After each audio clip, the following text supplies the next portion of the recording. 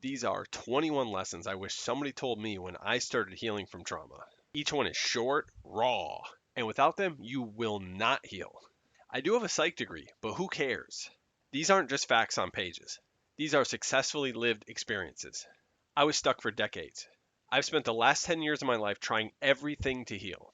And finally, so let's start at the beginning. Lesson 1. Why life is not supposed to be this way. Life is not supposed to be this way. Many of us grew up in complicated and challenging families. Or maybe we felt depressed as long as we can remember.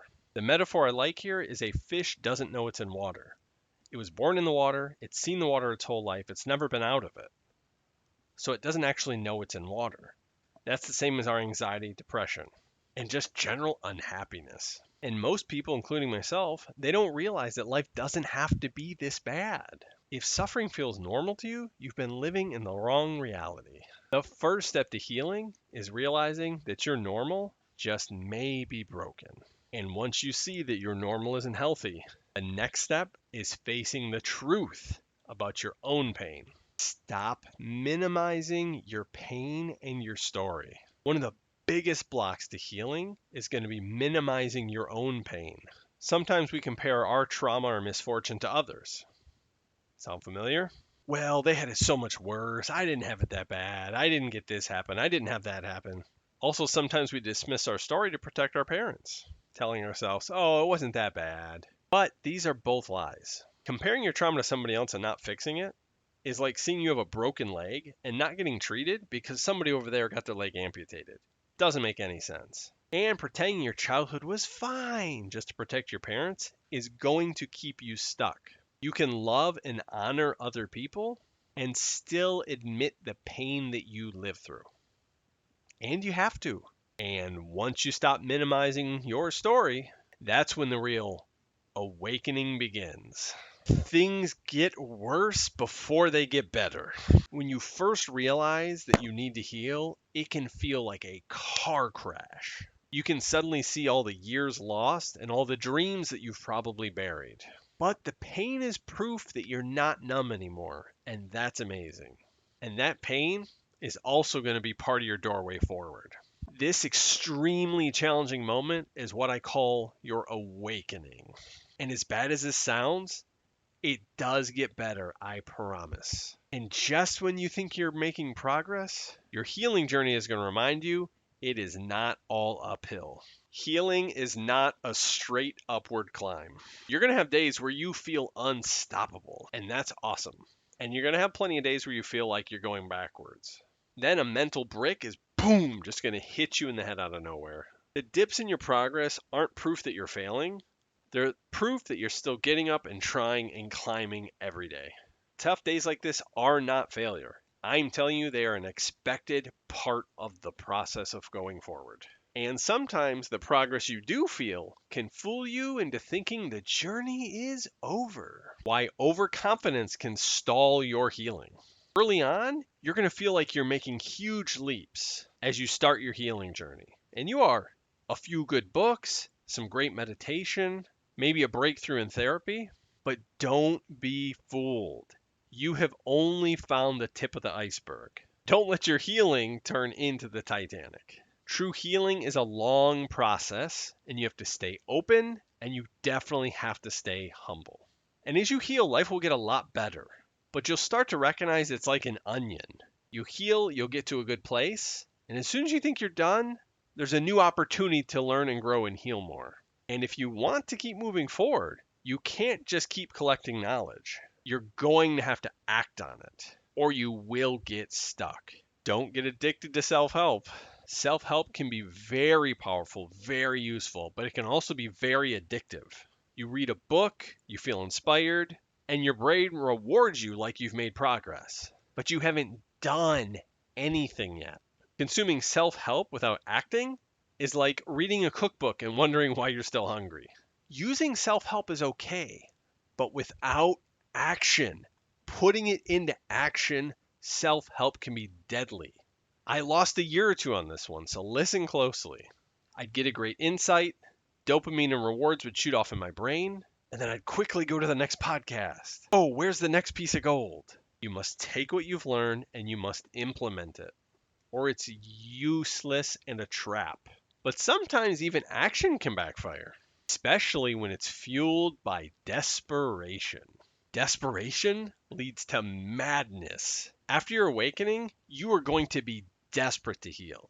Again, you're going to see the time you wasted, and you're going to be telling yourself, I'll do anything now, now, now, now. But I'm telling you, desperation and healing are like two opposite sides of a magnet.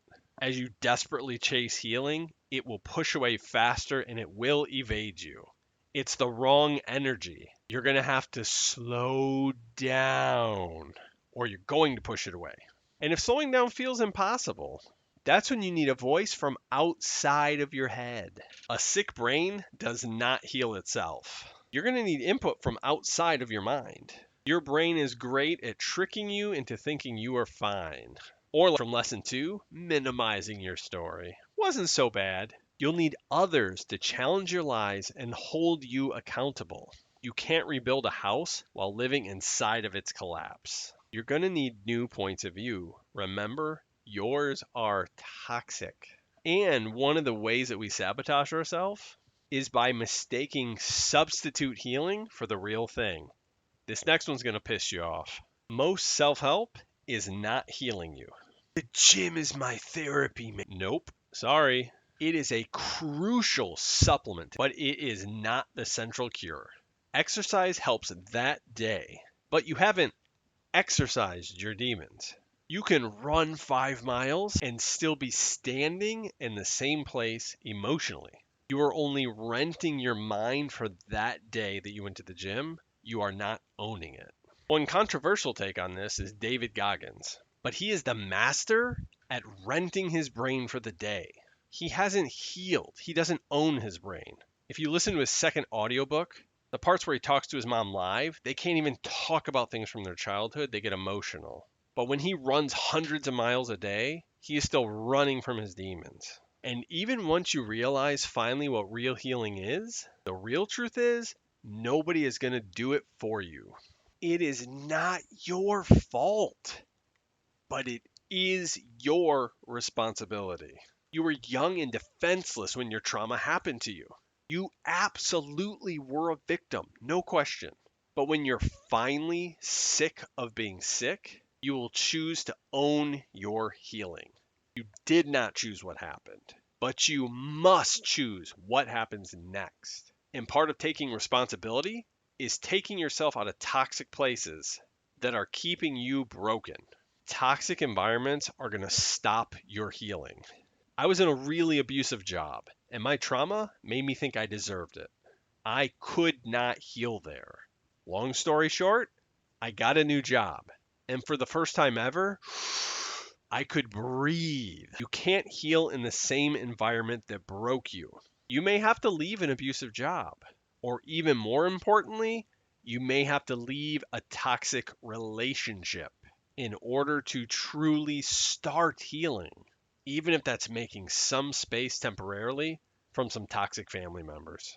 And when you get yourself out of toxic situations, you're going to realize not everybody's happy about your healing. Not everybody is going to support your healing. When you start to heal, not everybody's going to cheer you on. Some are going to get angry. Some are going to tease you.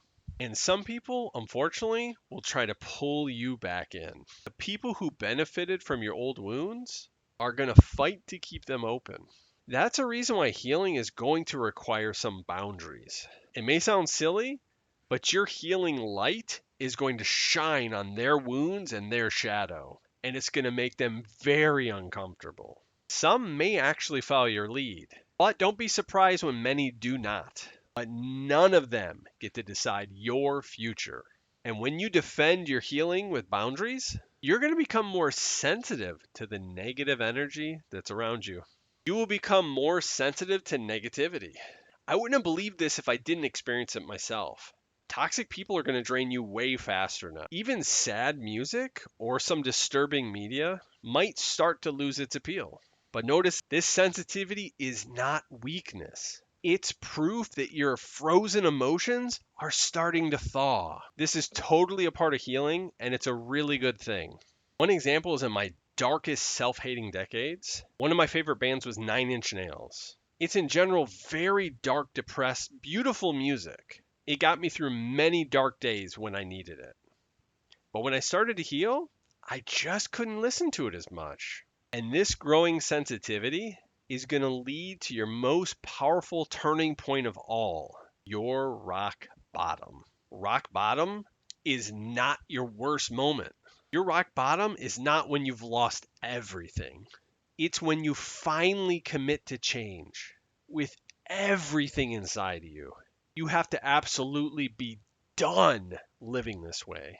When that moment comes, you would truly walk over hot coals. You would do anything if that's what it took. I vaguely remember this mindset shift in myself. And just one day I said, I don't care if I die. I am not living this way anymore. And I knew that's when I had truly turned the corner. And that's when the biggest healing truly begins. And once you hit rock bottom, the only way out is through. The only way out is through. You have to stay in motion. Therapy, exercise, meditation, constant learning about techniques and yourself. This process of healing can be very painful, but action is always the cure for that. Quitting when it hurts, sadly, is why most people stay trapped for a lifetime. And as you keep moving, something beautiful and strange is going to happen. Your emotions are going to start coming back. Your emotions will return. Trauma can numb you for years or decades. As you continue healing, emotions are going to come back. Sometimes suddenly, unexpected, sometimes in ways that you don't want. When I first started healing, certain music or videos would just tighten up my chest and make tears come to my eyes. I didn't understand at the time, but those were my emotions starting to return. I'd see a team celebrating like a Super Bowl, and I didn't really care about the team, but I felt like I was going to cry. It didn't make sense. Or I'd watch YouTube videos where people were listening to my favorite music for the first time. And when they liked the music I like, oh my God, I felt strong emotions. When your emotions are shut down and you're hyper rational, feeling again can be messy and inconvenient. But it's one of the clear signs you're alive and healing. It regulates and gets way better over time. And when those emotions start returning, compassion becomes one of your greatest tools. Compassion and forgiveness are superpowers when you're healing. You only hurt yourself by holding on to hate for others. Be super selfish. Forgive for you, it's not for them. Also, for who needs to hear that, forgive yourself. You didn't know to do better at the time. And the chain of trauma and hate only breaks when someone is strong and brave enough to choose compassion. Compassion is the key. If you hate someone, you're emotionally attached to them. And I hope that repulses you. It should. Love, hate, they're just strong energy that you have attached to somebody. You might as well love that person you hate, because when you hate them, you're going to be emotionally attached to them for life. And one of the deepest acts of compassion is turning inward. Get ready. This can be hard for a lot of people to hear. Yep, it's learning to love yourself. Loving yourself is the only permanent healing. I've got a strange angle for you, but hear me out. Those inner parts of you that are so negative, they love you. I'm asking you to reframe them as best friends that are super misguided. Those negative parts in you, they were trying to keep you safe. They're just doing it really wrong. Making you scared and hate yourself makes you small and you don't try. Then you don't get attacked, you don't lose anything. And I know it sounds crazy, but with practice, you can love those negative, misguided parts inside of you. And I will say that before my healing journey, if I would have heard this, I would have said it's bullshit. And that's totally okay if that's your initial response. Just try to keep your brain 1% open and consider it. And when love can become your foundation, integration can become your lifestyle. Integration and healing is everything. Healing isn't a project you finish. It is a lifestyle that you must live.